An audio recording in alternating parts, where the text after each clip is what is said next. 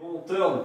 Alors donc deux versions d'ISIWare et iPhone. Putain, 6 millions de ventes. Ah non. Non, ça serait cool. Ça serait cool. Bon, je ferais pas. En fait, on en a vendu plus que ça, mais. 6100. Non, 6000. Hein Bon, non, combien Oh, je sais pas, faut expliquer Allez. la version d'Elseworld, on en a vendu plus que ça. bon. Bon, en tout cas, Pas des masses non plus. ce qu'il y a de bien, c'est que quand on vend 500 sur DSiWare, c'est comme si tu en avais vendu 10 000 sur iPhone. Enfin, j'exagère un peu, mais pas beaucoup. Hein. Mais ça vend toujours régulièrement ou... Non, il y a des aléas. Maintenant, si par exemple Oprah Winfrey sur le plateau de son émission télé dit putain, j'ai fait un super truc qui s'appelle Turn, je pense que le lendemain t'es numéro 1. Quoi. Mais ce qu'il faut bien voir, c'est que au niveau des ventes sur iPhone et tout, il y a énormément de bidonnage. Ouais.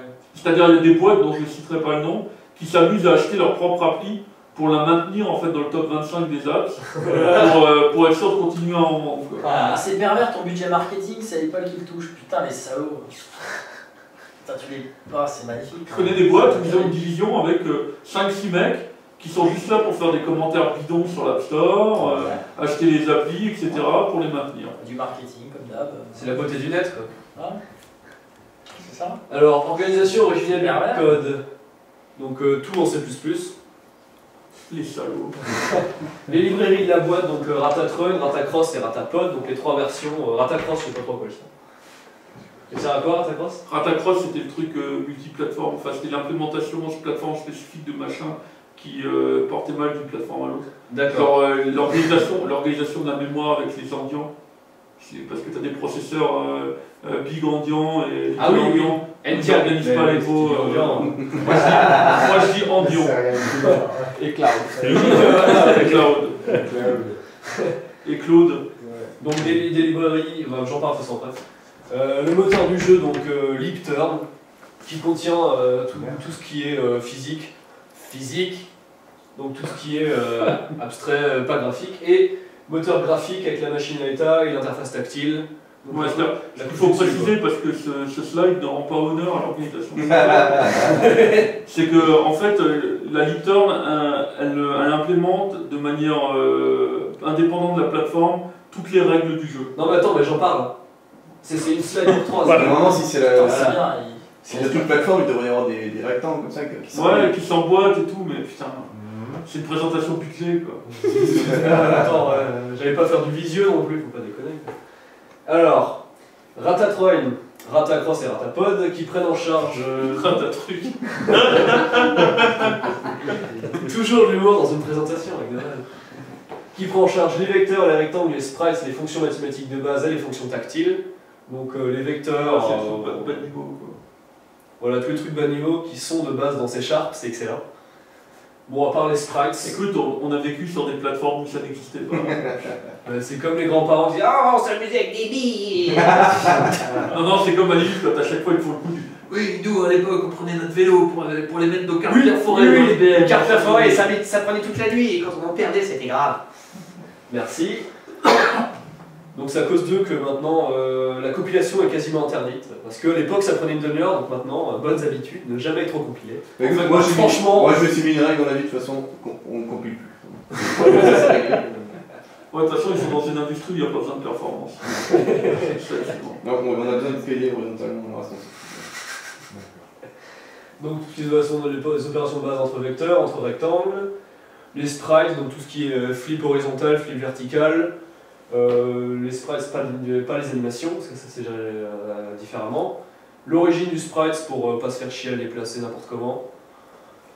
Et d'autres trucs cool sur les sprites. Fonctions mathématiques, donc tout ce qui est. En plus, hein, l'addition. Faut pas déconner, il y a quand même ça en C++. Surcharge d'opérateur. Attendez là, les mecs qui balancent des vannes, on vous fera poser une division tout à l'heure pour voir ceux qui savent encore faire. Je suis sûr que je vonique en division binaire.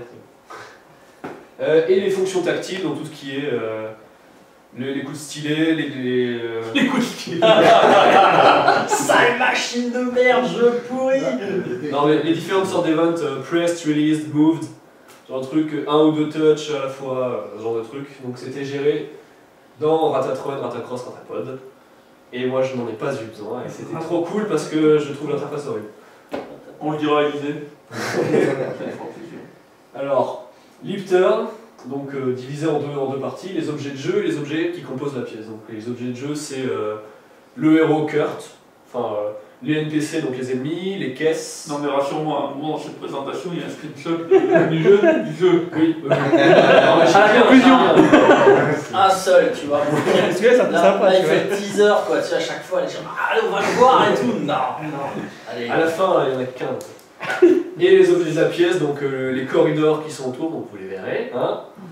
Cherchez pas à comprendre pour le moment. La pièce en elle-même. Et donc Leap Turn en fait fonctionne sur des tics. Donc en gros c'est un update mais en dehors de la mécanique graphique. Donc je sais pas si tout le monde fait du jeu, si j'en sais rien. Donc moi j'ai découvert ça, le coup du update et du draw qui s'enchaînent pour tenir à jour le jeu. Et ben, en plus de l'update et du draw, on a Leap Turn qui fait un tic à chaque fois que quelque chose a bougé dans la pièce. Donc par exemple j'ordonne à mon Kurt de bouger. Ça va déclencher un tic qui va checker s'il peut bouger, qui va faire bouger. Qui va éventuellement pousser la caisse qu'il y a devant lui, etc. Si on fait bon là où ça devient intéressant, c'est si on fait tourner la pièce. Pour chaque objet, il va passer tous les objets en vue, et chaque objet qui a besoin d'être bougé, il va checker s'il peut bouger, le faire bouger, etc. Et checker ce qui est en dessous et mettre à dater l'état des objets en accordance avec. Bien. Donc le moteur graphique. Alors ça c'est surtout Xena et c'est là que j'ai vachement apprécié Xena. Tout ce qui est sprite batch, donc comment expliquer ça, Le dessin du sprite, quoi. voilà les passes de dessin qui sont vachement simples. Enfin, Sprite Batch, c'est pour en dessiner plusieurs à la fois. En un seul draw call. Les passes quoi. Ouais. Donc c'est déjà plutôt sympa de ne pas avoir à faire sa propre mécanique de ça. Le draw sprite qui est vachement sympa, on peut aussi draw du texte. Bon, on l'a pas utilisé parce que c'est assez laid.